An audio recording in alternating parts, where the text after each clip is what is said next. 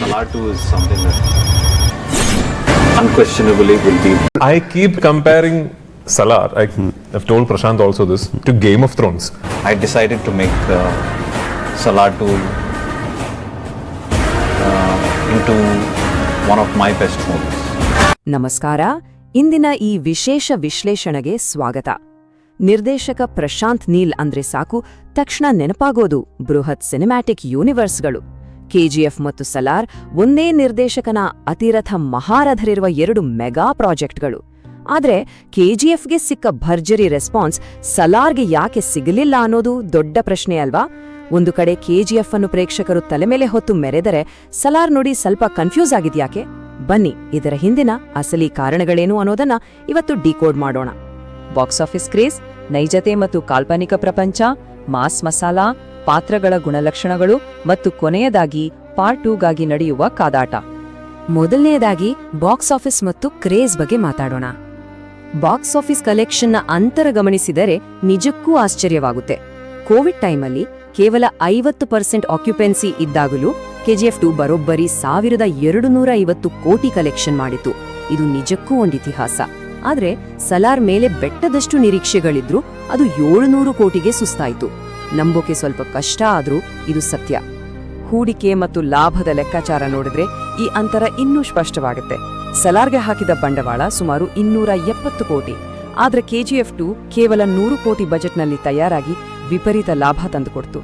ಇದು ಅಕ್ಷರಶಃ ಒಂದು ಮ್ಯಾಜಿಕ್. ಈಗ ಎರಡನೇ ವಿಷಯಕ್ಕೆ ಬರೋಣ. ಅದೇ ನೈಜತೆ ವಿರುದ್ಧ ಕಾಲ್ಪನಿಕ ಪ್ರಪಂಚ.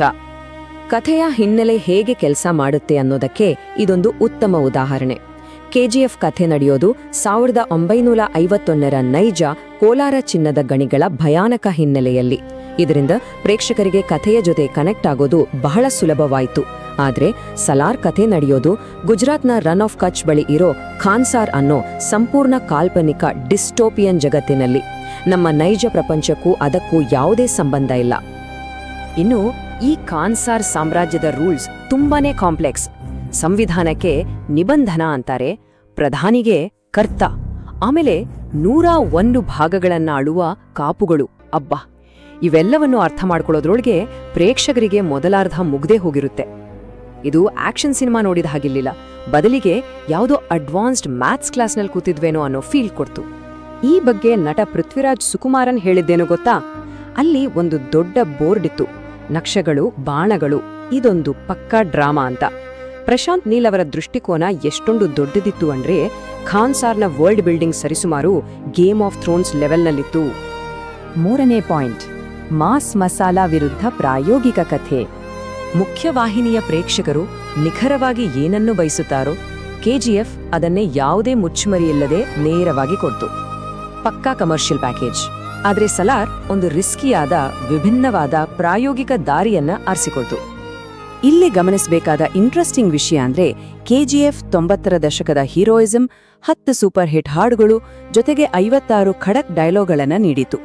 ಆದರೆ ಸಲಾರ್ ವೀಕ್ಷಕರಿಂದ ಸಿಕ್ಕಾಪಟ್ಟೆ ಪೇಷನ್ಸ್ ಡಿಮ್ಯಾಂಡ್ ಮಾಡ್ತು. ಕಥೆಯ ಓಟ ಬಹಳ ನಿಧಾನವಾಗಿತ್ತು, ನೆನಪಿನಲ್ಲಿ ಉಳಿಯುವ ಹಾಡುಗಳಿರಲಿಲ್ಲ, ಮತ್ತು ಎಲ್ಲರಿಗೂ ನೆನಪಿರೋದು ಆ ಐ ಕೈಂಡ್ಲಿ ರಿಕ್ವೆಸ್ಟ್ ಅನ್ನೋ ಒಂದೇ ಒಂದು ಡೈಲಾಗ್ ಮಾತ್ರ. ಸಲಾರ್ನಲ್ಲಿ ರಾಕಿ ಬಾಯ್ ಕ್ಯಾಮಿಯೋ ಇರಬಹುದು ಅಂತ ಕಾಯ್ತಿದ್ದವರಿಗೆ ನಿರಾಸೆಯಾಗಿದ್ದು ಸುಳ್ಳಲ್ಲ. ಆದ್ರೆ ಈ ಬಗ್ಗೆ ಪ್ರಶಾಂತ್ ನೀಲ್ ಮೊದಲೇ ಕ್ಲಾರಿಟಿ ಕೊಟ್ಟಿದ್ರು. ಕೆಜಿಎಫ್ 80ರ ದಶಕದ ಕಥೆ, ಸಲಾರ್ ಇಂದಿನ ಕಥೆ, ಎರಡು ಬೇರೆ ಬೇರೆ ಪ್ರಪಂಚಗಳು ಅಂತ ಅವರು ಸ್ಪಷ್ಟವಾಗಿ ಹೇಳಿದ್ರು. ಕೇವಲ ಹಣಕ್ಕಾಗಿ ಯಾವುದೋ ಕ್ರಾಸ್ ಓವರ್ ಮಾಡೋದಕ್ಕೆ ಅವರು ಖಂಡಿತ ತಯಾರಿರಲಿಲ್ಲ. ನಾಲ್ಕನೇ ಮತ್ತು ಬಹಳ ಮುಖ್ಯವಾದ ವಿಷಯ, ಅಧಿಕಾರದ ಹಸಿವು ವಿರುದ್ಧ ನಿಷ್ಠೆ. ರಾಕಿ ಪಾತ್ರವನ್ನ ಒಮ್ಮೆ ನೆನ್ಪಿಸ್ಕೊಳ್ಳಿ. ಅವನು ಪ್ರಪಂಚದ ಅತಿ ದೊಡ್ಡ ಶಕ್ತಿಶಾಲಿ ಮನುಷ್ಯನಾಗಬೇಕು, ಆಳಬೇಕು ಅಂತ ಹಂಬಲಿಸ್ತಾನೆ. ಆತನದ್ದು ಅಧಿಕಾರದ ಹಸಿವು. ಆದ್ರೆ ಸಲಾರ್ನ ದೇವ ಹಾಗಲ್ಲ. ಅವನು ಮಹಾಭಾರತದ ಕರ್ಣನ ತರ ತಾಯಿಯ ಮಾತು ಮತ್ತು ಸ್ನೇಹಿತನಿಗಾಗಿ ಮಾತ್ರ ಕೆಲಸ ಮಾಡುವ, ತನ್ನಲ್ಲೇ ಅಪಾರ ಶಕ್ತಿ ಇಟ್ಕೊಂಡಿರುವ ಒಬ್ಬ silent king maker. Powerful people make powerful places. ಕೆಜಿಎಫ್ನ ಈ ಡೈಲಾಗ್ ಯಾರು ತಾನೇ ಮರೆಯೋಕ್ ಸಾಧ್ಯ?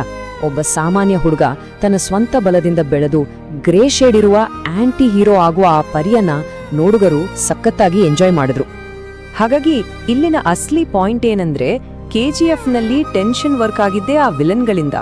ಗರುಡ ಮತ್ತು ಅಧೀರ ನಾಯಕನಿಗೆ ಸರಿ ಸಮಾನವಾಗಿ ನಿಲ್ಲುತ್ತಿದ್ರು. ಅದೇ ಸಲಾರ್ನಲ್ಲಿ ನಾಯಕ ದೇವ ಎಷ್ಟೊಂದು ಪವರ್ಫುಲ್ ಅಂದ್ರೆ ನೂರಾರು ಅತ್ಯಾಧುನಿಕ ಸೈನಿಕರ ನಡುವೆ ಒಬ್ಬ ಕಾಪುವಿನ ತಲೆ ಕಡಿದ್ರೂ ಆ ಬೃಹತ್ ಸೈನ್ಯದಿಂದ ಯಾವ ರಿಯಾಕ್ಷನ್ ಕೂಡ ಇರಲ್ಲ. ನಾಯಕನಿಗೆ ತಕ್ಕಂತಹ ವಿರೋಧವೇ ಇಲ್ಲ ಅಂದಾಗ ಥ್ರಿಲ್ ಸ್ವಲ್ಪ ಕಡಿಮೆ ಆಗುತ್ತಲ್ವಾ? ಬನ್ನಿ ಕೊನೆಯ ಭಾಗಕ್ಕೆ ಹೋಗೋಣ. ಪಾರ್ಟ್ 2ಗಾಗಿ ಕಾದಾಟ. ಕೆಜಿಎಫ್ ಮತ್ತು ಸಲಾರ್ ನಡುವಿನ ಈ ಮೂಲಭೂತ ವ್ಯತ್ಯಾಸಗಳೇ ಪ್ರೇಕ್ಷಕರು ಹೇಗೆ ಪ್ರತಿಕ್ರಿಯಿಸುತ್ತಾರೆ ಅನ್ನೋದನ್ನ ನಿರ್ಧರಿಸಿತು. ಸಲಾರ್ಗೆ ಸಿಕ್ಕ ಎ ಸರ್ಟಿಫಿಕೇಟ್ ಫ್ಯಾಮಿಲಿ ಆಡಿಯನ್ಸ್ನ ಸ್ವಲ್ಪ ದೂರ ಉಳಿಯುವಂತೆ ಮಾಡಿತು. ಜೊತೆಗೆ ಆ ಫ್ಲಾಶ್ ಬ್ಯಾಕ್ ಕಥೆಯ ನಿರೂಪಣೆ ಕೆಜಿಎಫ್ನಲ್ಲಿದ್ದ ಆ ಹೈ ವೋಲ್ಟೇಜ್ ಎನರ್ಜಿಯನ್ನು ಕೊಡಲು ಸ್ವಲ್ಪ ಎಡವಿತು ಎನ್ನಬಹುದು. ಸಲಾರ್ ಕೇವಲ ಉಗ್ರಂ ಸಿನಿಮಾದ ರೀಮೇಕ್ ಅನ್ನೋ ವದಂತಿಗಳಿಗೂ ಸ್ವತಃ ಪ್ರಶಾಂತ್ ನೀಲ್ ಅವರೇ ಸ್ಪಷ್ಟನೆ ನೀಡಿದ್ದಾರೆ. ಉಗ್ರಂ ಕಥೆಯ ಆ ಮೂಲ ಭಾವನೆಯನ್ನೇ ಇಟ್ಕೊಂಡು ಅದನ್ನೊಂದು 6 ಗಂಟೆಗಳ ಬೃಹತ್ ಮಹಾಕಾವ್ಯವನ್ನಾಗಿ ಕಟ್ಟಿಕೊಡುತ್ತಿದ್ದಾರೆ ಅನ್ನೋದು ಅವರ ಈ ಮಾತಿನಿಂದಲೇ ಸ್ಪಷ್ಟವಾಗುತ್ತೆ. ಟೈಮ್ಲೈನ್ ನೋಡಿದ್ರೆ ಒಂದು ವಿಷಯ ನಮಗೆ ಸ್ಪಷ್ಟವಾಗುತ್ತೆ. ಕೆಜಿಎಫ್ ಪಾರ್ಟ್ 1 ಕೂಡ ಕೇವಲ 250 ಕೋಟಿ ಗಳಿಸಿ ಪಾರ್ಟ್ 2ಗೆ ಭದ್ರ ಬುನಾದಿ ಹಾಕಿತ್ತು ಅಷ್ಟೇ. ಅದೇ ರೀತಿ ಸಲಾರ್ ಪಾರ್ಟ್ 1 ಕೇವಲ ಕ್ಯಾರೆಕ್ಟರ್ಸ್ ಮತ್ತು ವರ್ಲ್ಡ್ ಬಿಲ್ಡಿಂಗ್ಗೆ ಸೀಮಿತವಾಗಿತ್ತು. ಆ ಗಟ್ಟಿ ಅಡಿಪಾಯದ ಮೇಲೆ ನಿಂತು ಸಲಾರ್ 2 ಬೃಹತ್ತ ಲಾಭ ಗಳಿಸುವ ಸ್ಪಷ್ಟ ಗುರಿಯನ್ನು ಹೊಂದಿದೆ. ಹಾಗಾದರೆ ಸಲಾರ್ 2 ಕೆಜಿಎಫ್ನ ಬೃಹತ್ ದಾಖಲೆಗಳನ್ನು ಮುರಿಯಲಿದೆಯಾ? ಖಾನ್ಸಾರ್ನ ಅಸಲಿ ಆಟ, ನಾಟಕೀಯ ತಿರುವುಗಳು ಇನ್ನೂ ಮುಂದೆಯಷ್ಟೇ ತೆರೆದುಕೊಳ್ಳಬೇಕಿದೆ.